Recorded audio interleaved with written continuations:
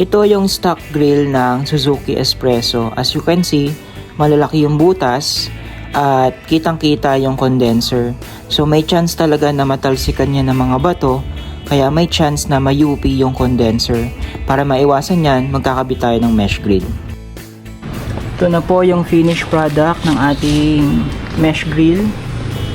Malinis po. Yung mga ulo ng cable tie, pinasok ko na sa loob, hindi halata.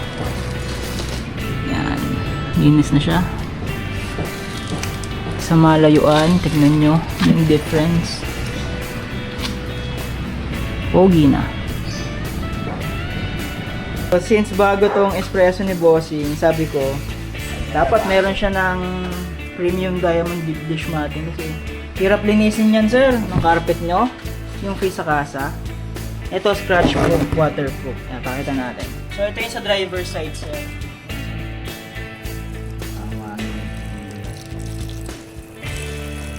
Siyempre, sa loob, hindi naman ganito karami matata. Sa paa lang. Pag mga tsokolate, mga... Gasa mo lang, yan. Tapos tapo mo na. Punasan lang. Sa likod. Tapos pupunasan mo na, sir. Tapos after mong linisin, punasan mo lang, sir. Tuyo na siya. Parang wala nangyari. Parang ganun pa rin. Pag lumang carpet pa rin gamit nyo. Oh. Yan ata yung free niya, kuya eh. Sa kasa, sir.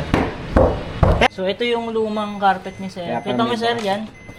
Hindi mo yan malilinis ng pagpag lang. May iwan pa rin yung ibang dumi. Ito bago lang to, parang ilang araw pa lang, sir, eh, no? Kahit wag mo nang tanggalin to, sir, kakabit mo yung matting.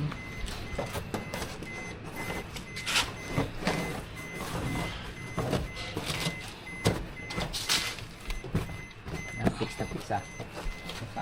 Sakto yan, sir, oh. Diba? So itong deep dish na to, meron na siyang dedicated hole pang bukas ng trunk door at saka fuel hatch or gas tank cover. Unlike sa dati, covered yan, bubuksan mo pang ganun. Ito hindi na. Dito mo na bubuksan yan. Ito mo ganun. Ganda ng fitting niya.